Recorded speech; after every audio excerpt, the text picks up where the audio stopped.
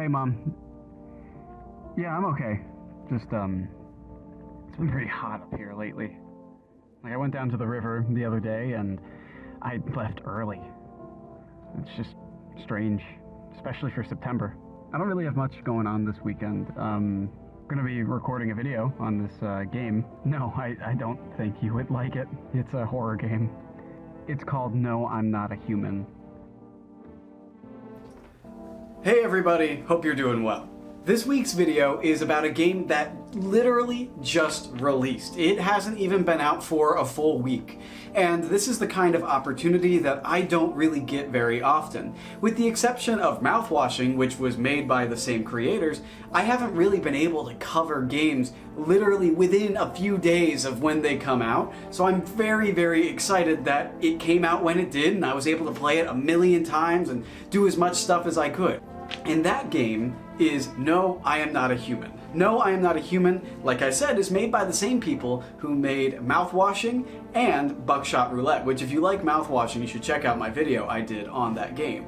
No, I Am Not a Human is a game where after a disastrous solar flare, you are forced to survive in a harsh world, having to decide who's human and who's not, taking in people, kicking people out. It's all up to you, and there's just as many endings for it, but there's a lot of questions that have yet to be answered.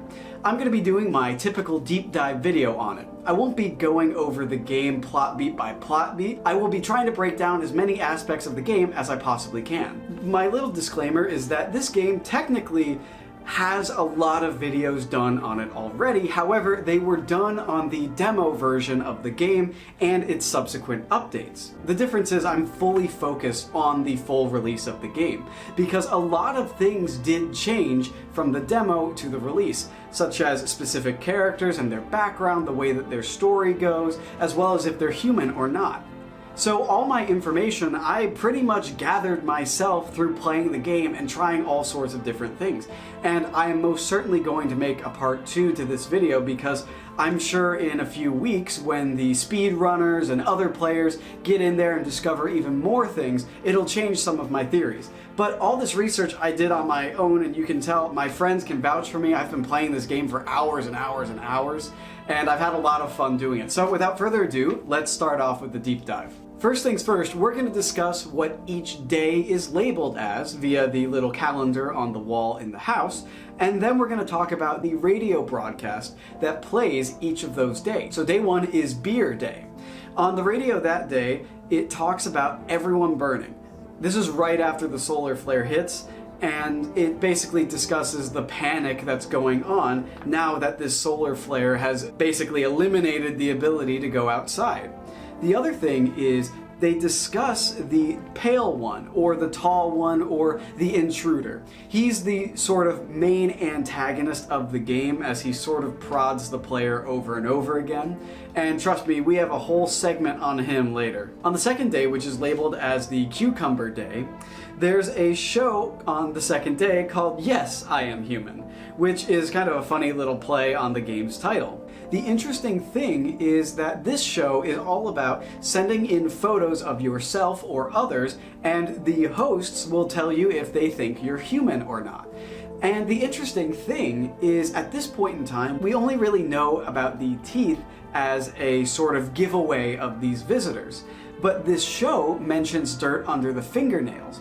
It's interesting. It makes me wonder if this is some sort of early version of FEMA, or at least the group that takes over FEMA to handle this visitor crisis. On day 3, which is labeled as Family Day, the radio plays a very paranoid broadcast, and it winds up being an advertisement for a psychic who will supposedly rid your body of the visitor symptoms and the demons within you. And that's one of the first aspects that discusses the demons that the visitors are, or slash carry, I guess. Day 4, which is Conjunctivitis Day, which is also ironic because this is the day that we learn about the bloodshot eyes symptom. Day 5, which is Children's Day, is the day that the neighbor's daughter comes over after the fire happened. On that day on the radio, we get the chat roulette hotline. Day 6 is Cashier's Day, And on the radio, there are explosions that are blamed on a sort of riot at the quarantine zone. Now, this is also the same day that wildfires are reported on the TV, so these could be connected. We learn later that people are saying that this is a lie, that it's not the vigilante or the cult that they wind up blaming on the news, and that this was in fact caused by visitors attacking. Day 7, which is Township Day, there's a broadcast from the outskirts of the QZ zone basically telling people to stay away, saying that FEMA is shooting people on sight and they can't be trusted, and that they're lying about the previous news. Day 8, which is Hospitality Day, there's a radio broadcast that distinctly claims that the attack on the quarantine zone was not rebels or civilians or the cult or anything else, but it was in fact the visitors. They say it wasn't human at all. On day 9, which is World Thank You Day, the radio talks about evicted residents who are being kicked out by FEMA from the quarantine zone. So this means that normal people are alive and being kicked out and displaced by FEMA. Not all of them are being kidnapped for testing and things like that. And I know FEMA particularly wants you to turn over visitors so they can do with them what they will, but it's still very interesting that they are releasing some people when in our experience as the protagonist, we don't get anyone back. It's possible that they're simply being relocated to a different place, I guess. On day 10, which is Diplomacy Day, someone claims that the FEMA is disabling certain broadcasts and trying to break things up. And at this point, I believe we start to see breakups within the broadcast represented by little dots. And this is one of the first examples of it. They also talk about how, once again, FEMA will shoot you on sight and just really not to approach that area, and that they cannot be trusted. Day 11, which is Reconciliation Day, this one's one of the more vague ones, and this is one that I haven't fully discovered the meaning to, but they discuss that they shouldn't have burned the bodies. It appears to be some sort of FEMA broadcast. They say that they shouldn't have burnt the bodies and that somehow it draws the visitors, and that they should have buried them, which is interesting because the visitors, they rise from the ground, but you want to bury the bodies, and if you believe that this is some sort of contagion that can raise the dead, then you wouldn't want to put them back in the ground. But it's very interesting, and the problem is a lot of it is censored, and later on in day 12, which is Windmill Day, another FEMA broadcast discusses some codes 451 and code 955, but they also once again reiterate not to burn the bodies, and that something is blank instead, and it's cut out, and I'm not really sure what it is. I'm also not very good at Wordle, so I really don't, I wasn't able to put that together first off, but trust me, I actually have substantial theories later on. I promise. We're just going over the radio right now. Day 13, which is the Summer's End Festival, the radio says something about a fugitive that they had locked up that escaped. And I personally believe it's the tall man or the intruder, because they say it's one person, and this would make everything that we've heard before, that this is a cover-up, that they're lying to you, that the attack was really visitors. It kind of proves that for me, that if they were able to lock down one of those visitors that's more open, like the intruder is, that they would escape and cause this chaos, and that they would also be responsible for it, because we've seen that the intruder is able to take on a full group of soldiers and kill them pretty much with ease. Day 14 is Scribbled Out, and there is no radio broadcast because at this point in time, if you make it that far with this sort of main survivor endings, you're boarding up the windows and preparing to go underground. Next, we're going to discuss the telephone and the people you can call. The numbers are hard to come by. You have to talk to individual characters or catch all the radio programs to get all of these numbers. I have found as many as I possibly can, and I know I have seen all the radio shows as well as the TV shows because I've got the achievements for them. So this is all the ones I've gotten. I'm going to try keeping individual characters around for much longer than normal and make a real effort with them individually. It's just very difficult to keep specific people alive, but I'm getting to a point with the game that I feel like I can. But we're going to get into the phone number. First up is the neighbor. He serves as sort of a tutorial character, I guess you could say. You're able to call him and ask him questions about, what do you think of this sign? What should I do? When FEMA comes by his house the first time, you can call him and ask him about what he thinks and what they did. Are him and his family okay? The night before his house burns down, he asks you if you promise to take care of his daughter. Next up is chat roulette, which we mentioned. The way this works is that you're randomly assigned with somebody else using the service, and you're able to talk to them.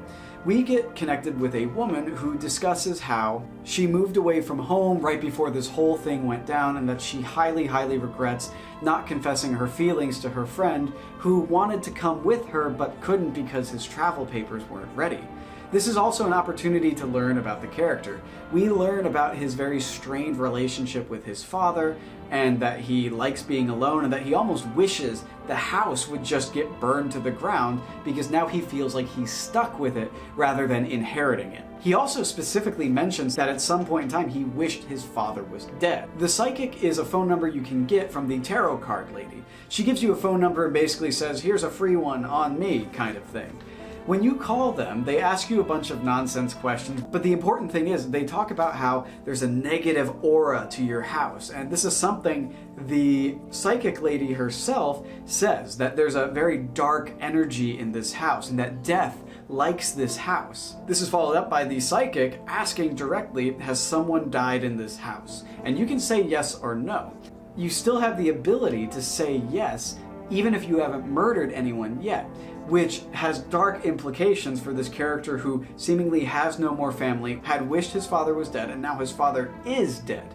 It's just very interesting. Now, the other sort of psychic cleansing number that we get from the radio is more of a sort of reading of the house. And it's once again the same thing, that there's all this negative energy and that kind of thing. Just once again reinforcing that there's negative energy at the house.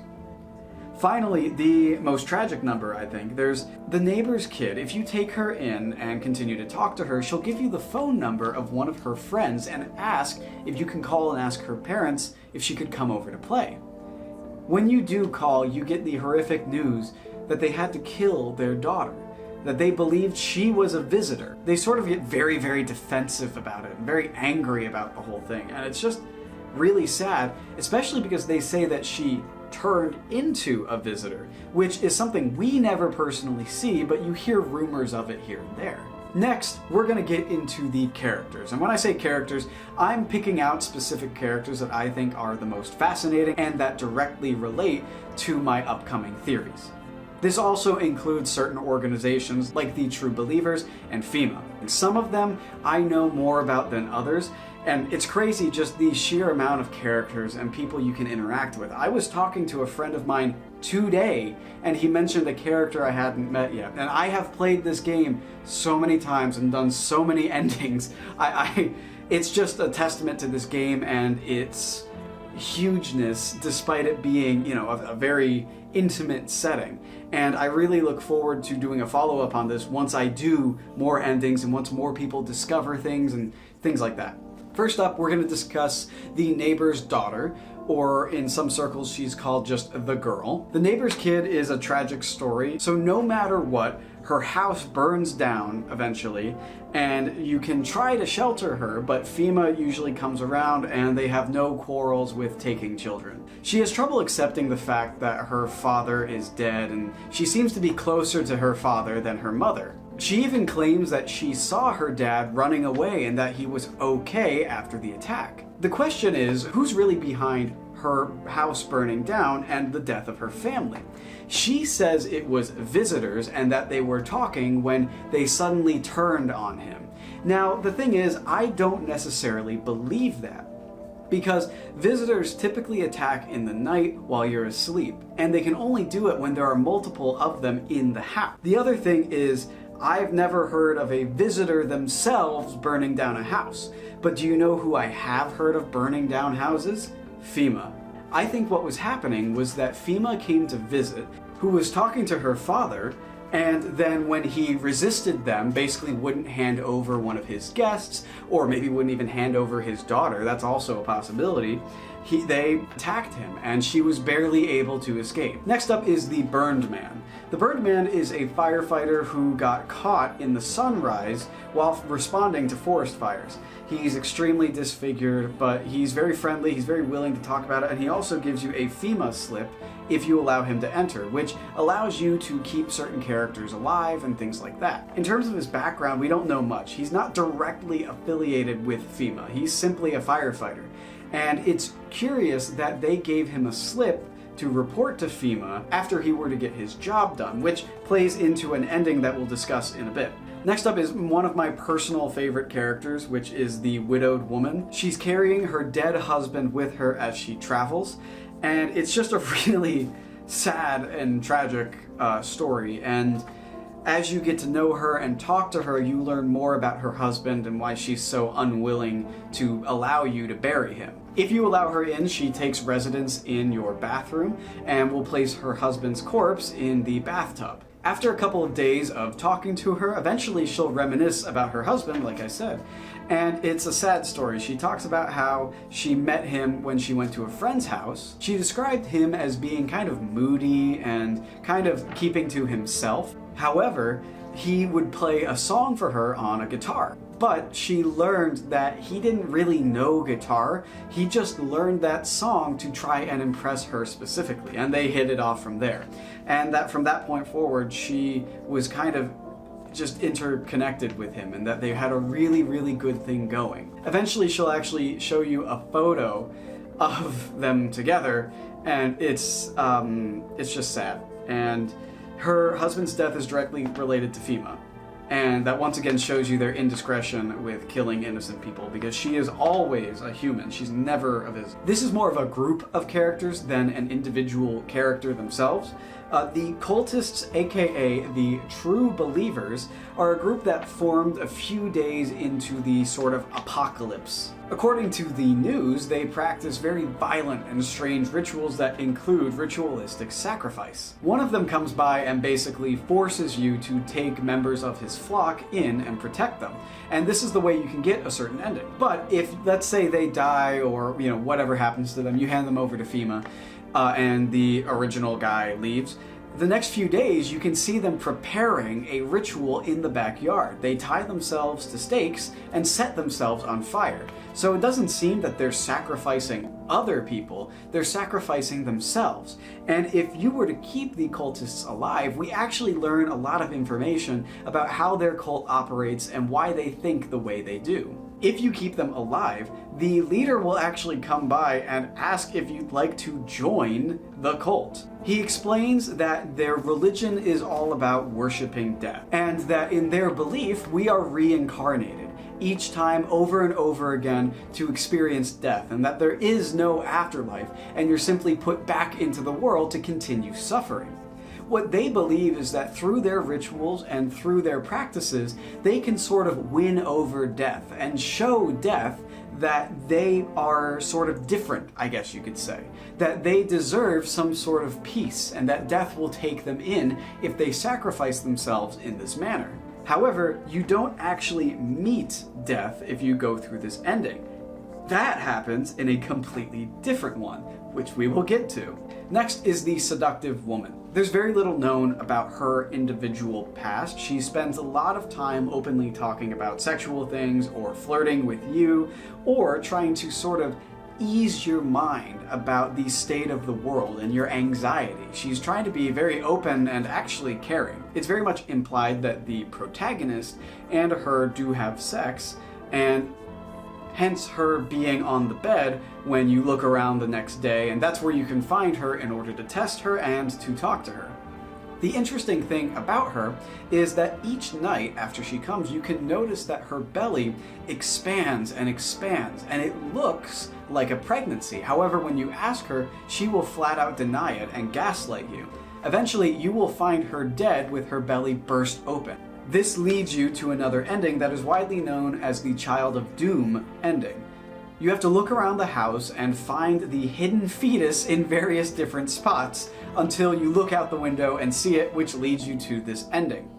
In this ending, the seductive woman appears again, however, as a sort of angelic, godly figure. She's surrounded by these angel-type people. She sort of reveals that the protagonist is apparently the chosen one, and that he will bring light into a world of darkness, and that it's all very strange. FEMA as an organization is another one that we'll be looking at. FEMA seems to be a mixture of things. They seem to be sort of incompetent, but also very, very corrupt and aware of the opportunity they have.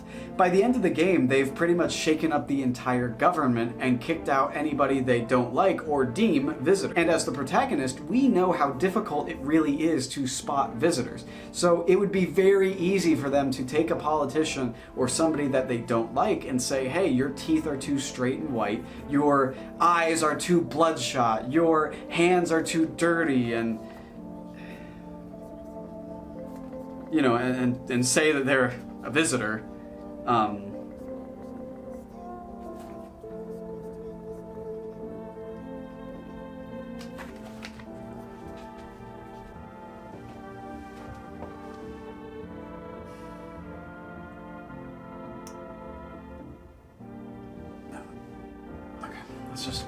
Let's get it done.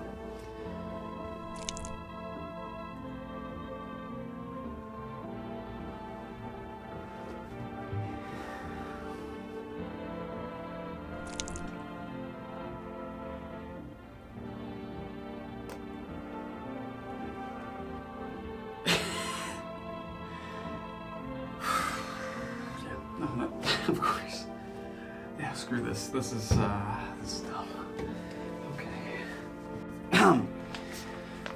Anyway, but yeah, for them to identify those things that make someone a visitor, the other interesting thing is they're a path to an ending. You can actually join FEMA by sort of playing nice with them the whole time, telling the intruder that the man in the mask is just doing his job, as well as trying to take out as many visitors as possible, will lead to FEMA coming by and recruiting you.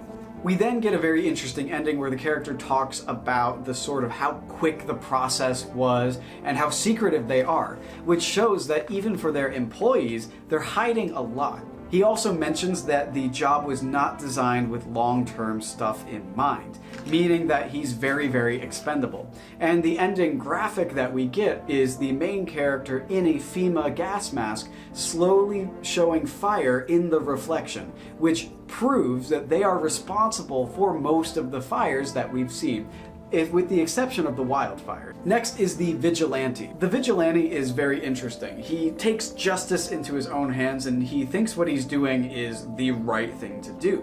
He's very, very open about how he's quick to judge and he takes pride in killing what he claims are visitors. He has various trophies on his neck and things like that. He will also not hesitate to kill the protagonist if you show any signs of being a visitor.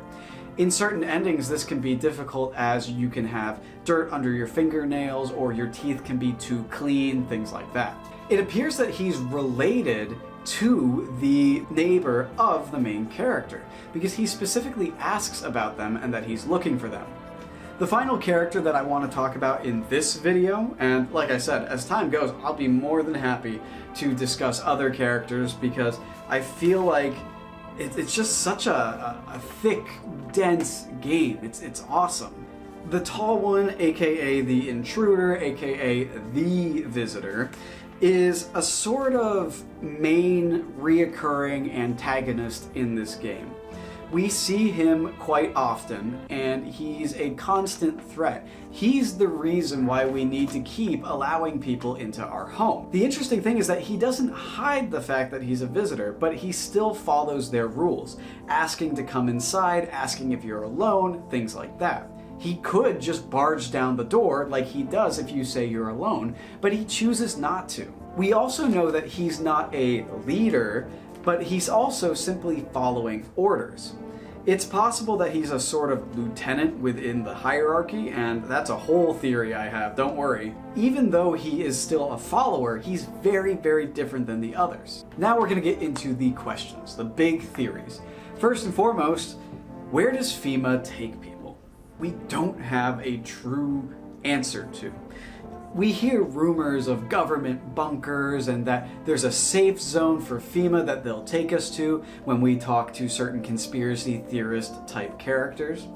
If I had to guess, I would say that the elite FEMA members are taken to some sort of protective bunker, but that overall they're just murdering people if they have even the slightest resemblance to a visitor, because they're a corrupt organization that has very little manpower. They're desperate to do anything to stop this. So I think that's what happens when people get taken. Next up is, what are the visitors?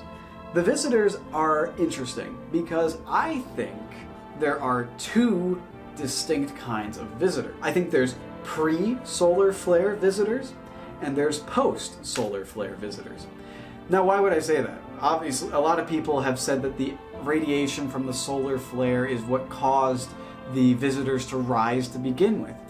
But it's important to note, the neighbor specifically says that visitors are a problem the night before the solar flare even happens. Maybe not as big of a problem. The visitors have been causing chaos and problems and killing people before the solar flare even occurred. The gravedigger also specifically says that he encountered a visitor standing in a grave and he didn't know how to explain it and that it scared him off. Why would I say two different kinds? I could just say that some of them started before and some of them started after. But I think there's two very distinct kinds because of how they behave. The intruder is my big reason why. He acts very, very differently than any other visitor. He's open about the fact that he is one, which is something we never see with any of the other ones, with the exception of maybe the cat lady, but that's only when she pulls out her gun, and a few others say some ominous things when you point the gun at them. So it's possible that that's sort of just a reflex for them. They know they're about to die, but this guy just says it outright. He's not hiding it at all. He refers to the other visitors in your home as his boys, things like that. The other thing is he's able to take on armed soldiers and kill them no problem. So much so that he is able to arrange their bodies in a certain way, rip off their heads, and stand outside to taunt you in particular.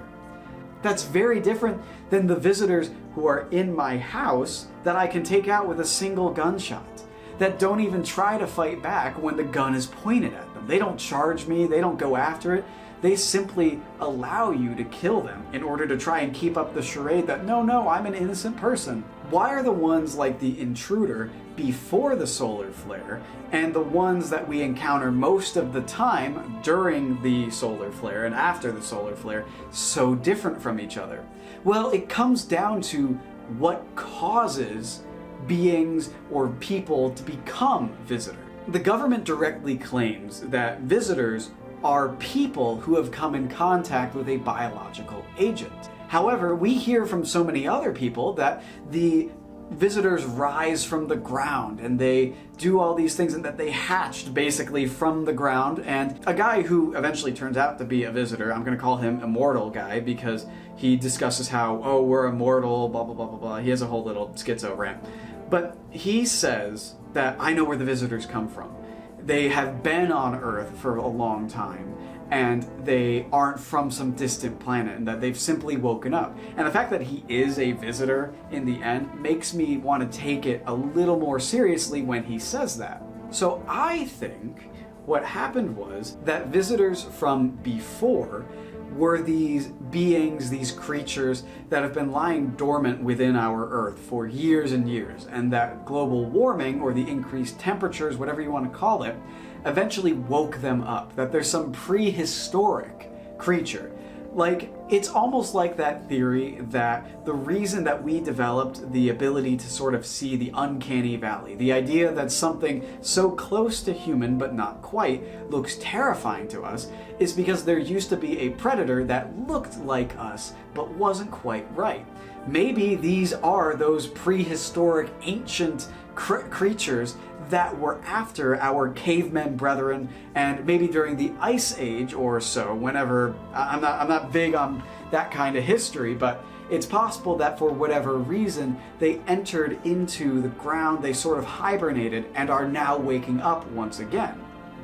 So they've been here all along. Now the solar flare. After the solar flare occurs, the amount of visitors skyrockets. Over the course of a week, the amount of visitors, you hear it on the news that there's more and more and more than they ever could have possibly imagined. I think the radiation from the solar flare must have made whatever mutagen or whatever sort of disease that's in these main visitors mutate and be able to reanimate and infest and sort of, maybe it's even a parasite, infect these corpses or other humans and turn them into these visitors. But because they aren't the real ancient ones, like the intruder, they aren't as invulnerable or as strong as them. Then they're simply mortal, closer to us, more fleshy at the end of the day. So to sort of summarize what I think, visitors are something that have been on our planet for a long, long time, and they've simply been dormant from our prehistoric days. They've woken up due to the extreme global warming. The solar flare allowed them to mutate and spread this sort of disease and infect other people to create the visitors that we directly let into our house that are far more vulnerable. The intruder directly mentions basically following orders and not being the sort of leader that he portrays himself to be.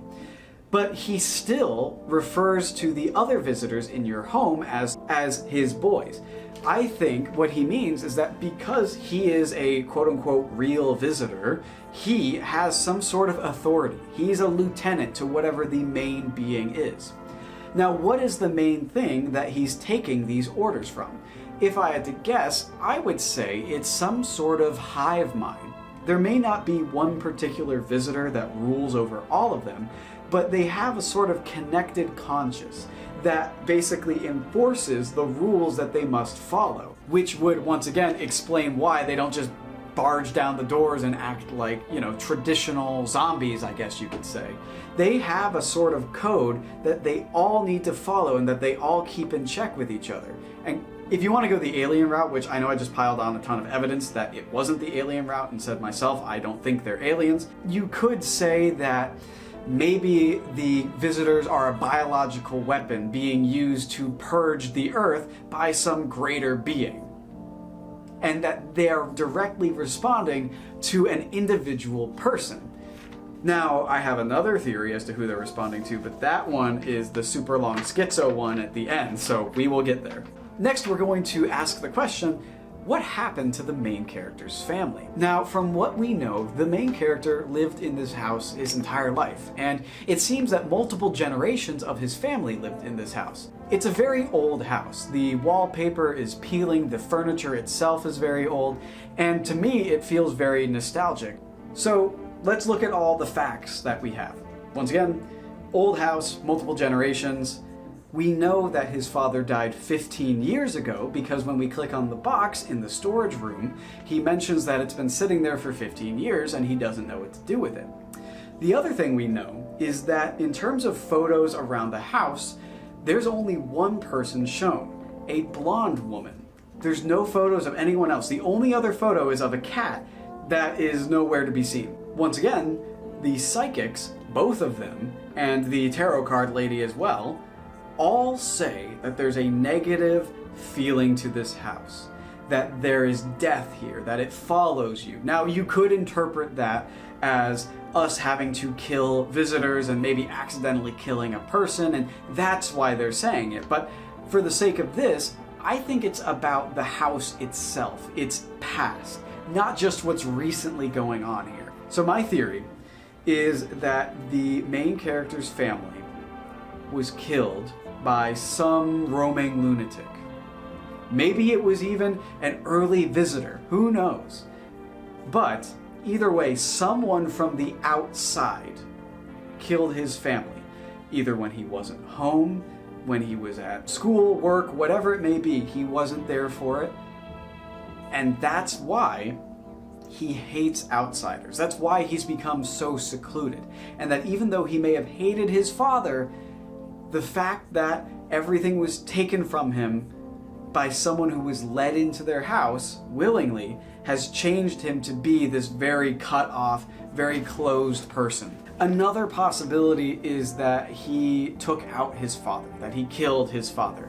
However, I think that theory has a little less weight to it, simply because that asks the question, what happened to the blonde woman who I believe may be his mom, or the grandma, or the cat, or anyone else? What happened in that time? Some people have said that they believe the blonde woman is his wife because when you click on the picture in the kitchen, he says that he's better off alone and things like that. Now, that being said, that leads us to another interesting theory. It's possible that maybe he inherited this house from his dad, right? He moves in with his wife, he takes over and now owns the house that he grew up in. Then his wife passes away. Once again, maybe it's the same thing. Somebody from the outside. Maybe it was a disease, I don't know. But either way, that passing is what turns him into a hermit and causes him to distrust the outside world. Either way, no matter what, this would also explain why he still has her photos up. Either way, whatever happened to his family or his wife, whatever it is, it had to have been from an outside force, which mana churned inside of him and turned into this hatred of the outside world. And that's how we ended up where we are with the main character. Next is the question, is it all in the head? Or all in the head, if you're a pyrocynical viewer. I say that because a lot of games made by this group, such as Mouthwashing, are very metaphorical and very outside the box kind of things. And so obviously I think I wouldn't be doing this game justice if I took everything literally. And I think looking at it from a more outsider's perspective and that this is a more of a metaphorical journey would be very interesting. And I think I found the ending, if you want to believe that. If you want to go that route, the ending with the cat is the way to go. This ending is achieved by listening to the bald man and all of his advice. Between letting the cat inside, not inspecting anybody for 2 days, and then digging down below the basement. Once he tells you to dig in the basement and you go down and do it, you find a miner sitting by a large pit. He mentions that him and his friends dug down there to get away from the heat and from the visitors. However, they found this large pit that seems endless and that he's waiting for his friends to climb back up. When you return back the next night, the bald man will come by and he'll look really, really rough, just really worse for wear. He mentioned that someone he refers to as a she has stopped telling him things and that the only thing he can now think of is jump. And he gives you that advice. So you go down to the pit, which is now accessible by walking through the cave system, and you jump in, which leads you to a large pool and this sort of, and this very, very ethereal being begins talking to you. And that being is death. We know it's death, not just because of the achievement we get for doing this ending, but also because it talks about itself being the sort of undesirable part of humanity and the human experience. And then we get taken to a house in a field. And it's our house, but it's nice outside, and you can go inside, and that triggers the ending cutscene, which basically shows us that this is sort of a purgatory. No one ever comes by to visit. There's nothing going on. Time seems to move however. That day and night means nothing, and it ends with the main character saying to himself that maybe I just need to rest. I think that this, if you want to say this game is all in your head, this is it. That the main character went through some sort of tragic event, whether it was his wife passing or his family or whatever you want to say. Went through some tragic event. He becomes a shut-in. He begins to view his neighbors simply coming by for help, people asking to hang out, as these sort of creatures that want to kill him and that they want to get after him. They're not human. And he begins to sort of lose himself. The whole visitor and people conflict would represent his paranoia in this time caused by that tragic event. He even says to the intruder that he doesn't feel anything, that he's numb, and he has anxiety when he talks to the seductive woman, and all this and that, and all of it culminates in him taking his own life. Perhaps he even digs his own grave, like we see in the basement with the digging. Maybe, maybe not. But it all culminates with him ending his life and finally finding that rest and that true isolation that he's not able to get in the living world. So is the game all in your head? If you wanted it to be, I think this is your ending. But let's say it's not in your head. Let's say that this is a real thing that's happening on Earth. What other event could this be? What other metaphor could this be? Could this be a very twisted version of what the Christian end times are? Religion is the first thing that a lot of people go to whenever there's a game or story about the end of the world. And it's easy to see why. There's many references in not just this game, but many other games revolving around the end times to the book of Revelation. People talk about the world being baptized, and there's also a cross within the home. That's our sort of surface level Christian, influence in the game. But it goes much deeper than that. The big thing that we see a lot, and you may not think this is related to religion at first, is the reoccurring image of dogs. On the first night of the game, we see a wild dog searching for food outside of our house. The intruder says the quote, "Dogs rule the world, and only dogs will be here." The other thing is we also hear about wild packs of dogs scavenging and going through the cities. In the Bible, the word dog, or calling someone a dog, typically has a negative connotation.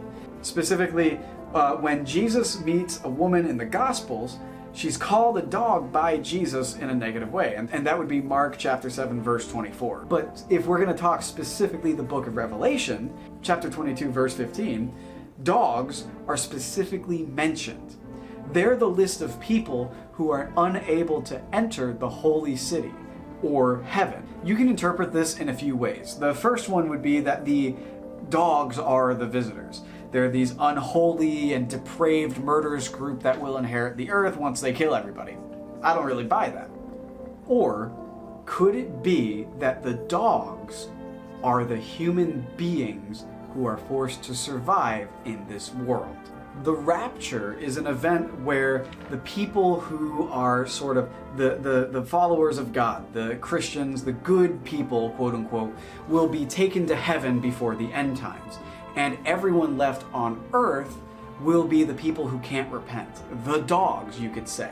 They're kept out of the kingdom of heaven.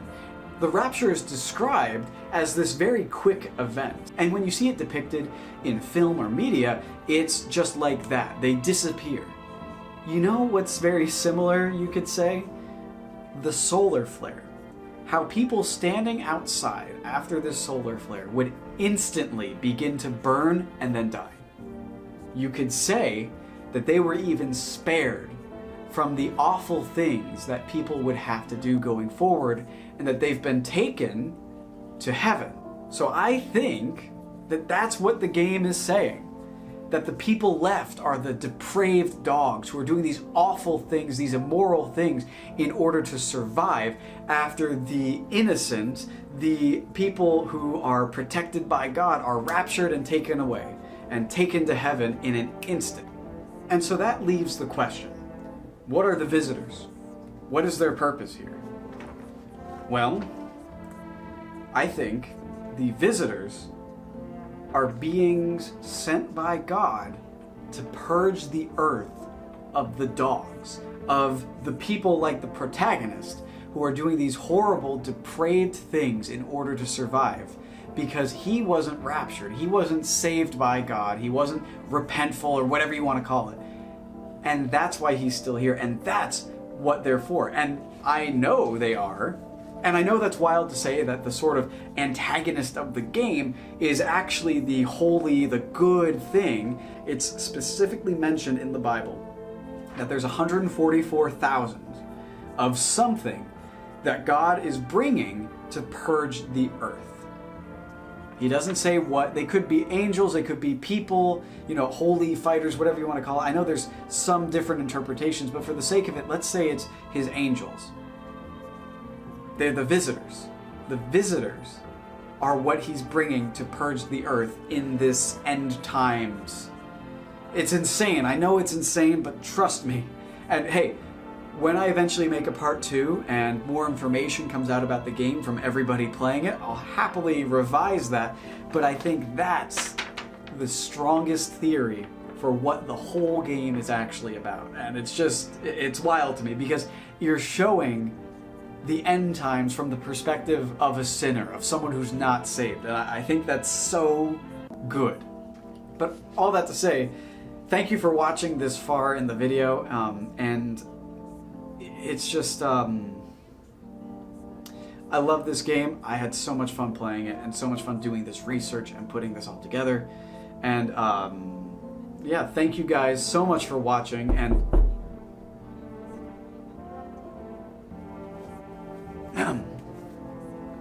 probably like a neighbor or something. Thank you guys so much. Thank you guys so much for watching. I appreciate every single one of you, and I hope you have a good morning or evening, or you know what.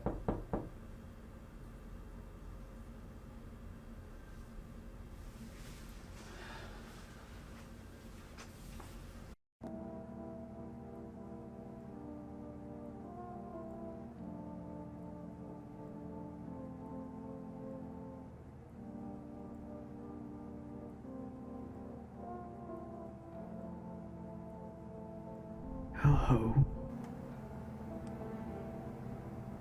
Who are you? Is your door nice and sturdy?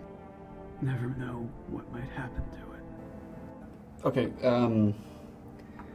very funny, very good prank, great makeup. This it's hilarious, but I'm gonna need you to leave. Comedy lets the coward hide from that thing, that gnawing thing. Once silence comes and they're left to find the truth. I've taken enough of your time. Just one more thing before I leave. Are you alone?